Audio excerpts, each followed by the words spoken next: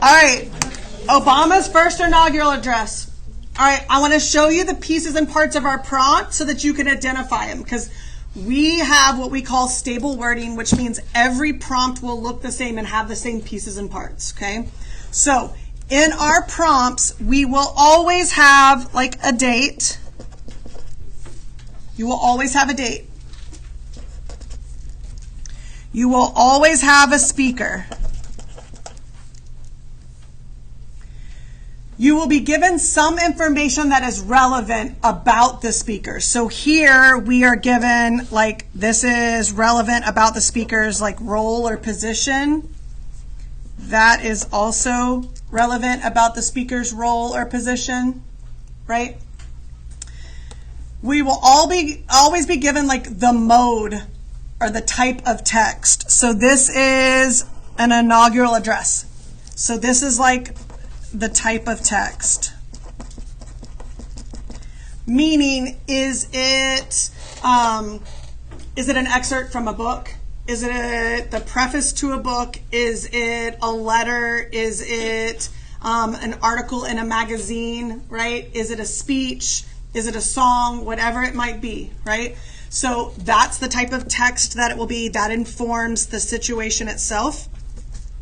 Then we're also always given this idea of like a little bit of context. And it will be context that is important for you to understand the passage, right? When we see, and I'll show you a couple, when we see longer prompts, we want to like pay attention because there's a lot of information in there that College Board is giving us that we need to know. These are our directions. Those are always the same, right? So this is always in there. Those are our directions. That's always the same. That's always the same. So those are always our directions, right?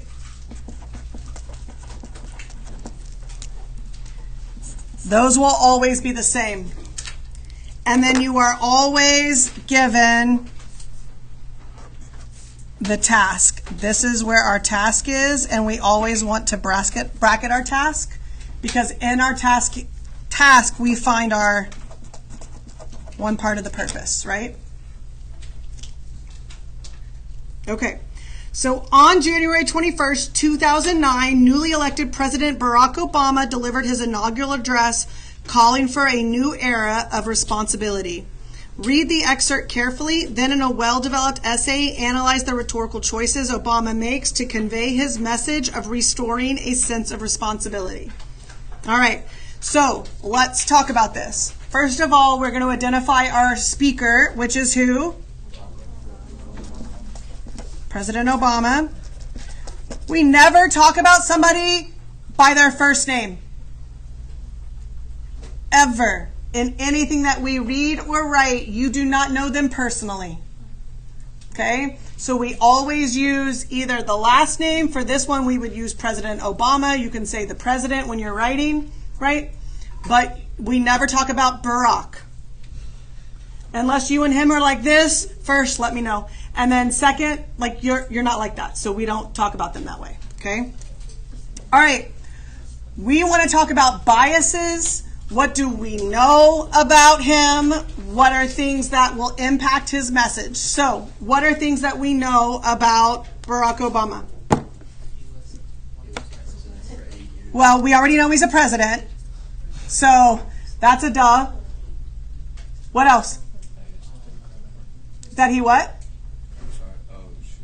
He's part of the Democratic Party. Okay, so he is a Democrat. That helps.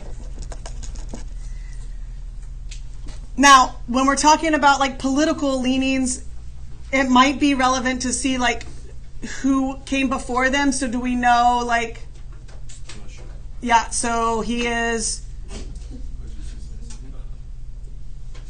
if Obama is Democrat, okay, so Democrat replacing a Republican. Why is that important? Because I mean, it does inform the message, right? So there's a change in political leanings. There's a change in ideology and like goals for the country, right? There's a different focus. So when you know that, that's good.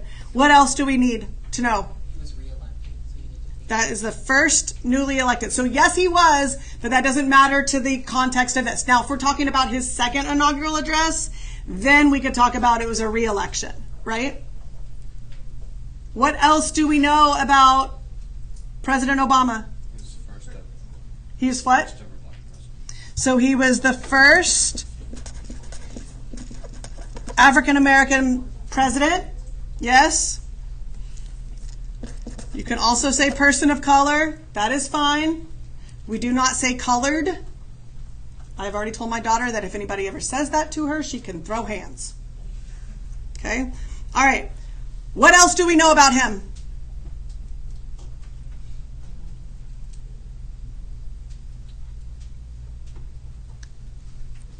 Jesus. Okay, that does inform his message. So he has 2 daughters. Why? Because, I mean, that shows that he is like a family man, right? Jacob, zip it. Side commentary needs to stop.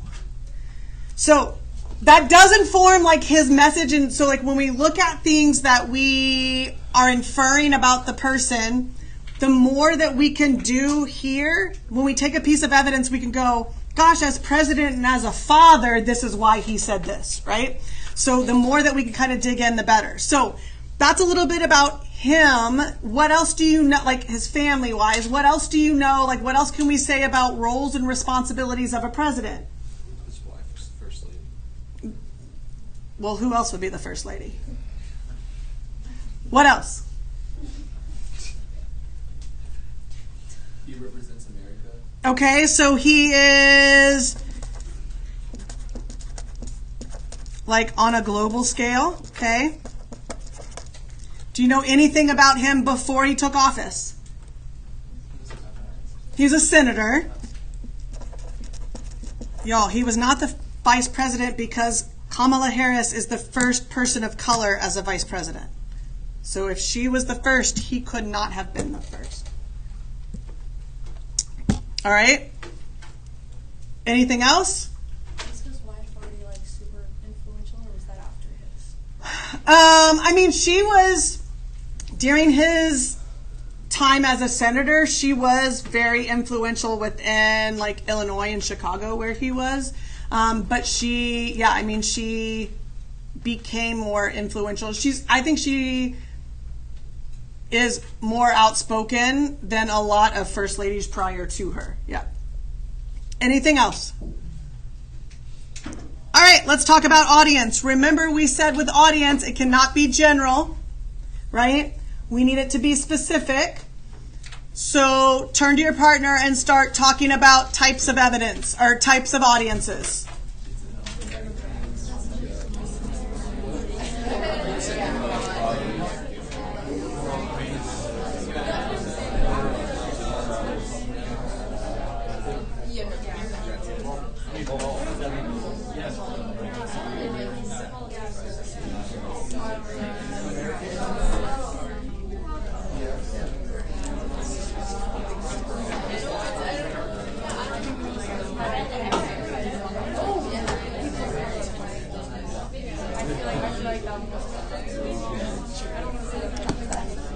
All right, what are audiences that we can identify? Abraham.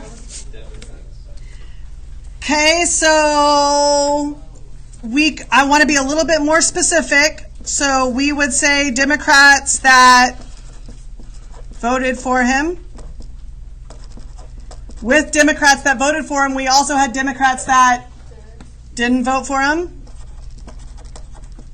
Just because you identify with a political party does not automatically give a vote. So then we want to look at the opposite side of that. So if we're talking about Democrats, we can also talk about Republicans. So we can do Republicans that voted for him and Republicans that did not vote for him. What else?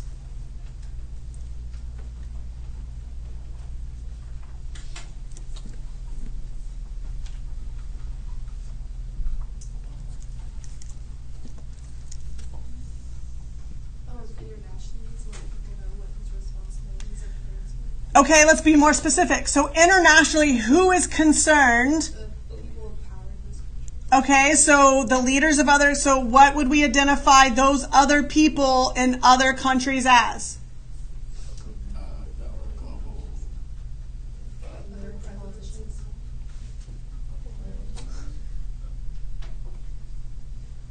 Internationally,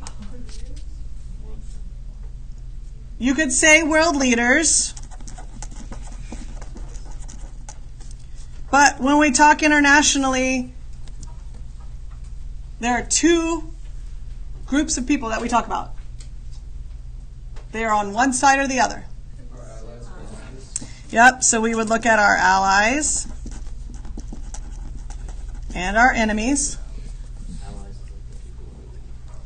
Yeah, allies are like our friends, like people that we work internationally with. Enemies are those that are going against us, right?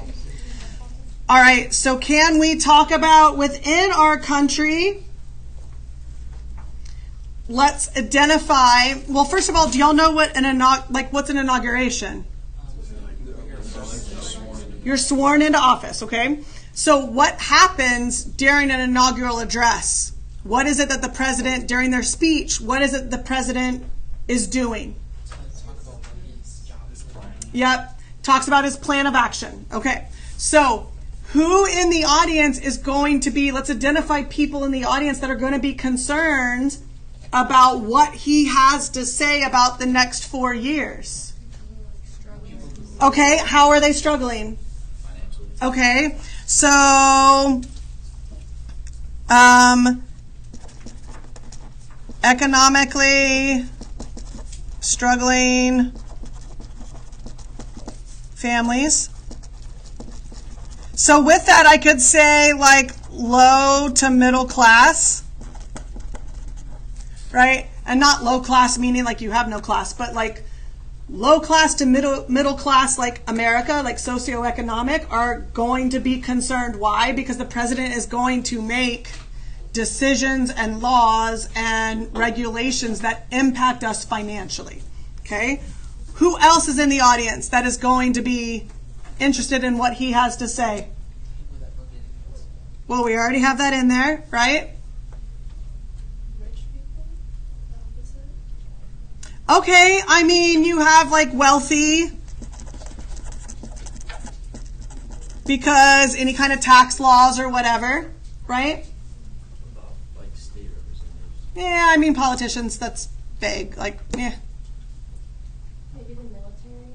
Okay, I could say that. Why would that impact this? Because the president makes decisions, right, that will impact the military or those that are looking to serve.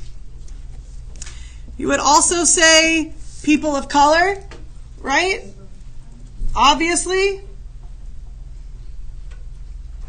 All right, let's look at obstacles. So when we talk about obstacles, we don't want to think about, one of the obstacles that they have to overcome is speaking to a large group. That is y'all speaking to people, not like people that we're going to read about or talk about, right? So speaking in front of a large group is not an obstacle. So think about the audience and think about what they think, what they believe, what they do, and then what are some obstacles that he has to overcome in this address? Maybe the respect and like approval of people at their vote. Okay, so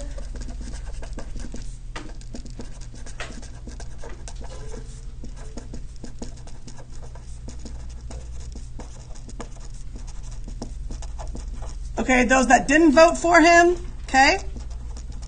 What else? The fear of like the security concerns of being a president. What do you mean? Like if you're a president, you're really like big target. Yeah, I mean, that doesn't have anything to do with his address. He's like connected with people that are struggling economically. I don't think that would be counted as an obstacle. I mean, that's something that he has to do. Ms. Smith? Yes. Yep. Thanks. Oh. Abraham, when we get done, go down to counselor. I don't think that's a concern. What is a